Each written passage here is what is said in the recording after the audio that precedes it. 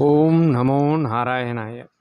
சுகத்தை மட்டுமே விரும்பி ஏற்கிற மனிதன் கஷ்டம் வரும்போது அதை பொறுத்து கொள்ள மாட்டேன் என்று சொன்னால் அவன் இறைவனையோ இயற்கையையோ புரிந்து கொள்ளவில்லை என்றுதான் அர்த்தம். கடவுள் நம்மை சோதிப்பதெல்லாம் இல்லை, அது ஒரு தவறான நம்பிக்கை. அவர் நமக்காக நம் கர்ம விதியை சரிவர நடத்தி வைக்கிறார். அவர் மேலும் நமக்கு நம் தலைவிதியை இறை வழிபாட்டின் மூலம் மாற்றி எழுத முழு சுதந்திரமும் கொடுத்திருக்கிறார். நாம் கடவுளின் சோதனை என்று சொல்வது நமக்கு நாமே ஏற்படுத்தி கொண்டிருக்கும் விளைவுகளே அன்றி வேறல்ல. மக்களிடம் ஆச்சரியப்பட வைக்கும் விஷயம் என்னவென்றால், கஷ்டங்களை அனுபவிக்கும் போது ஏன் எனக்கு என்பவர்கள் அவர்கள் வளர்ச்சி அடைகையில் எனக்கு ஏன் இந்த வளர்ச்சி என்று கேட்பதே இல்லை. எனக்கு மட்டும் ஏன் இத்தனை கஷ்டம் என்பவர்கள் என்றாவது எனக்கு மட்டும் ஏன் இந்த Maruti car, hero Honda bike, Samsung Galaxy mobile, laptop, IT company வேலை, வங்கியில் பணம், வீடு, நகை, வெளிநாட்டு பயணம் என்று கேட்டதுண்டா? வைரம் அறுக்கப்படாமல் பளபளப்பாகாது, மின்னாது. தங்கம் நெருப்பில் புடம் போடாமல் புனிதமாகாது. நல்லவர்கள் சோதனைக்கு உள்ளாவார்கள், ஆனால் வேதனைப்பட மாட்டார்கள்.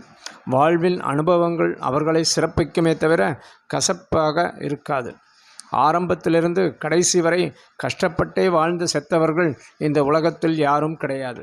அதே போல பிறந்த தேதியிலிருந்து இறுதி வரை சந்தோஷத்துடனே வாழ்ந்து மடிந்தவர்களும் கிடையாது. கஷ்டப்படுகிறவர்களுக்கு, துன்பம் அனுபவித்தவர்களுக்கு ஆண்டவன் ஒரு நாளும் உதவாமல் போக மாட்டான். எப்பொழுதுமே கஷ்டப்படட்டும் என்று யாரையும் ஆண்டவன் அப்படியே விட்டுவிடவும் மாட்டான். விதிக்கப்பட்ட தடை கற்கள் தரும் பாடங்களே போராட்டங்களிலும் சகிப்பிலுமே மன வலிமை வரும். சோதனைகள் என்பது மனோதிடத்தை அதிகரிக்க உதவும். சில சமயங்களில் அவர் நம்மை கைவிட்டு விட்டாரோ என்று தோன்றுகிறது. ஏனெனில் நாம் அவரை காண முடிவதில்லை. சோதனை வேளைகளில் நாம் காண முடியாதவாறு அவர் நம்மோடே இருக்கிறார். அவருடைய கண்கள் நம்மீது எப்போதும் நோக்கமாய் இருக்கின்றன. எனவே நற்சிந்தனையுடன் அவரது நாமமே ஜபித்து அவரை வணங்கி அவரிடம் சரணடைந்தால் நாம் நமது சோதனைகளையும் கர்ம வினைகளையும் பயமின்றி கடந்து சாதனையாக்கலாம். உங்கள் பிரச்சனை பெரிதாக இருந்து அதை சமாளிக்கக்கூடிய கொள்ளளவு உங்களிடம் இல்லை என்றால் சோர்ந்து விடாதீர்கள். உங்களது அனைத்து முயற்சிகளும் தீர்ந்து போகும்போது கடவுளின் கருணை ஆரம்பமாகும். கடந்த காலத்தை கலக்கமில்லாமல் உணர்ந்து கொள்ளுங்கள். நிகழ்காலத்தை ஊக்கத்துடன் அணுகுங்கள். வருங்காலத்தை தைரியமாக எதிர்கொள்ளுங்கள்.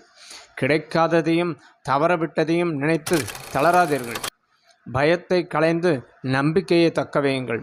சந்தேகங்களை நம்பாதீர்கள். நம்பிக்கையை சந்தேகிக்காதீர்கள்.